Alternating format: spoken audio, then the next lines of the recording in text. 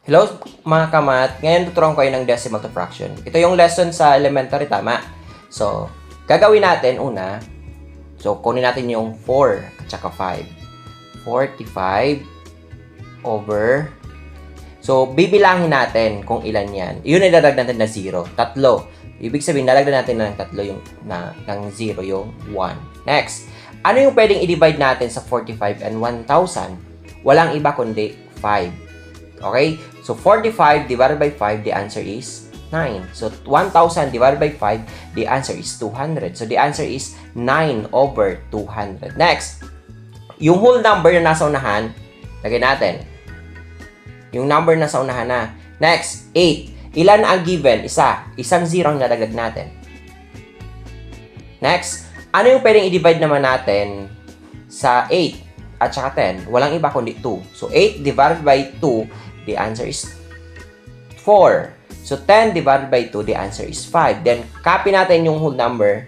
Yun din, 1 and 4 over 5. Next, kunin natin yung 5. Then, copy natin yung 2. Ilan ang may sa kabila na given? Dalawa. Kaya, magdadag tayo ng 0, dalawa. Then, ano naman ang pwedeng i-divide natin sa 2 and 100? Walang iba kundi 2. So, 2 divided by 2, the answer is 1.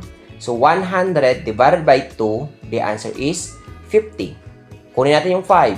So, the answer is 5 and 1 over 50.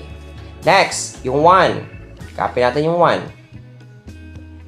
1, then 14 over, ilan ang given na nandyan sa kabila?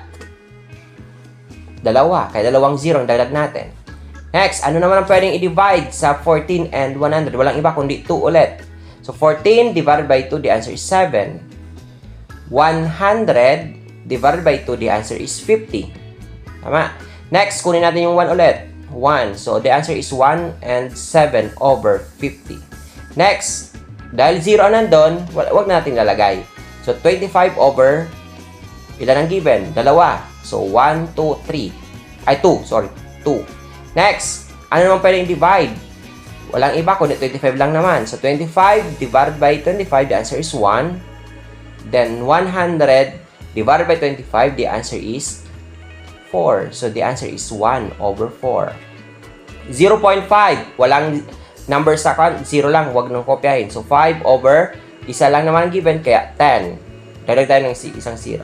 Then, ano pwedeng divide? Walang iba kundi 5. 5 divided by 5, the answer is 1.